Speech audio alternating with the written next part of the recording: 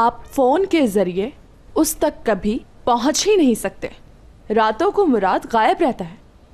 कहाँ, किसके साथ और क्यों, कोई भी नहीं जानता, कोई भी नहीं। Nobody। चला वीकेंड ऑफ रखना, मैं नहीं होऊंगा। ठीक है मुराद सर। मुराद सर नहीं होंगे इसलिए वीकेंड्स ऑफ होंगे। मिस्टर मुराद, कोई प्रॉब्लम तो नहीं है आपको? यानी मेरा मतलब हम पुराने टाइम पे वापस आ गए हैं ना? कोई प्रॉब्लम तो नहीं? बताइए। नहीं तो भला मुझे क्या प्रॉब्लम होगी? तो क्या मैं मिस हयात को भी रिजर्वेशन में ऐड कर सकती हूँ? नहीं, अगर जरूरत पड़ेगी तो बता दूंगा तुम्हें। ज़रूरत होगी तो बता देंगे। लेकिन आप इस वक्त कहाँ जा रहे हैं? चाला, तुम जॉब करती हो और काफी अक्लमंद भी हो। बेहतर यही होगा कि तुम अपने काम से काम रखो बस। वो मुझसे गलती हो गई, मैं माजरत चाहती हूँ मुराद सर। सॉरी। ये मैंने क्या बोल दिया इनको? चाला तुम पागल हो, बिल्कुल पागल हो। बताओ मुझे, फिर वो वीकेंड पे कहाँ जाता है?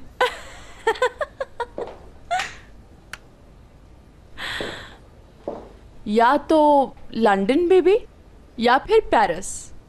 किसी को कुछ खबर नहीं होती। हो सकता है रोम में, या तो फिर बार्सिलोना, और हो भी सकता है कि टोक्यो। अब दुनिया उसके लिए बहुत छोटी जगह है, क्योंकि पायलट को कॉल करता है और निकल जाता है। ये इतना आसान है? यकीनन आसान है। उसके लिए क्या मुश्किल होगी? उसके पास तो अपना खुद का जेट है।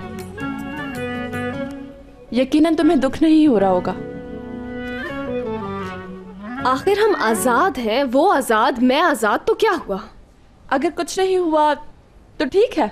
मतलब जब मैं बता रही थी तो तुम काफी परेशान लग रही थी। अच्छा छोड़ो, ड्राइंग सिखाओ मुझे।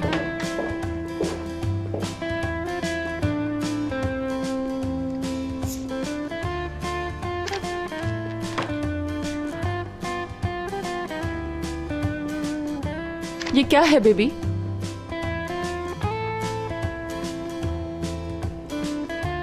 ये ड्रेस की ड्राइंग नहीं, बल्कि स्केच है मुराद का। यकीन नहीं आता मुझे कि तुम्हें कोई फर्क नहीं पड़ता। मुझे साफ नजर आ रहा है कि तुम्हें फर्क पड़ता है।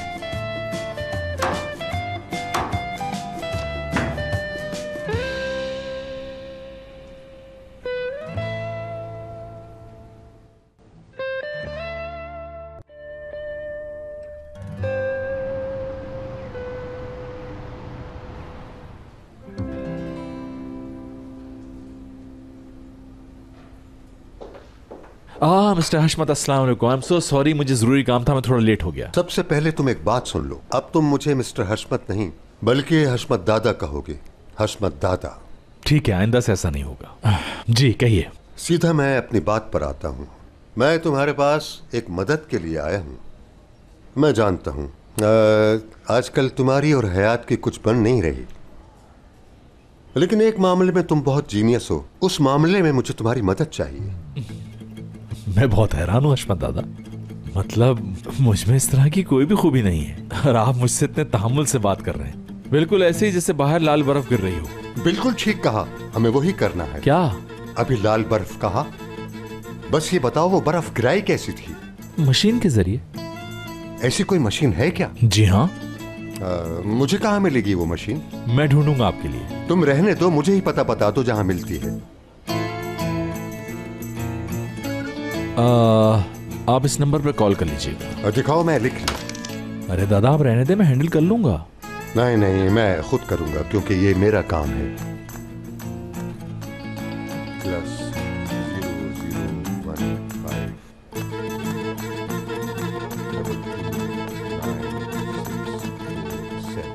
बहुत शुक्रिया तुम्हारा।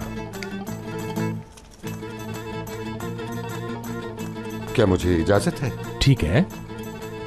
चलो अब तुम अपना काम करो, मैं चलता हूं। जी खुदा हाफिज।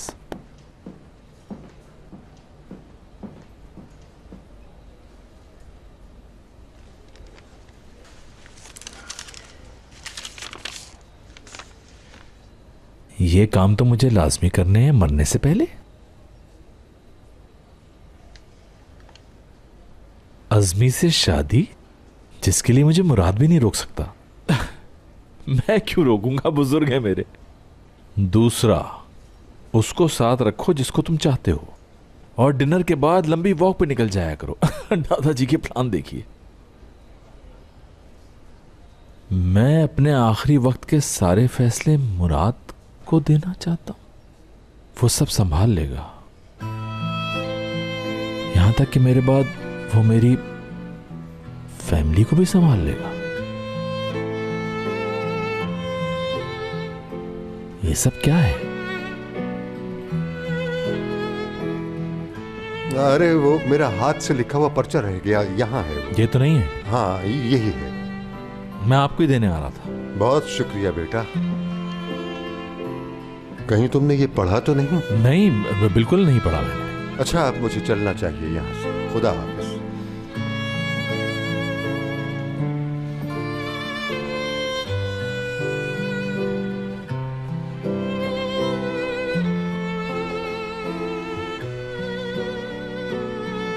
मुझ पर इतना भरोसा करते हैं।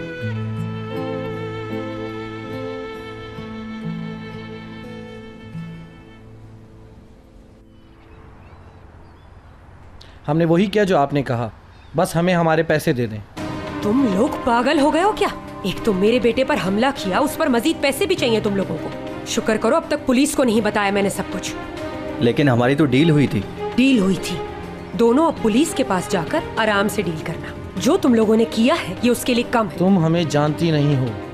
और तुम अभी मुझे नहीं जानते। अगर किसी से डरती तो इतना बड़ा काम नहीं करती। तुम जैसे चोरों को अपने घर में ना आने देती मैं। आइंदा अगर तुम लोगों को मैंने अपने इर्द गिर्द भी देखा तो उसके जिम्मेदार तुम खुद होगे। बेहतर होगा समझ जाओ। तुम्हारी जबान बंद रहे, इसी में समझदारी है।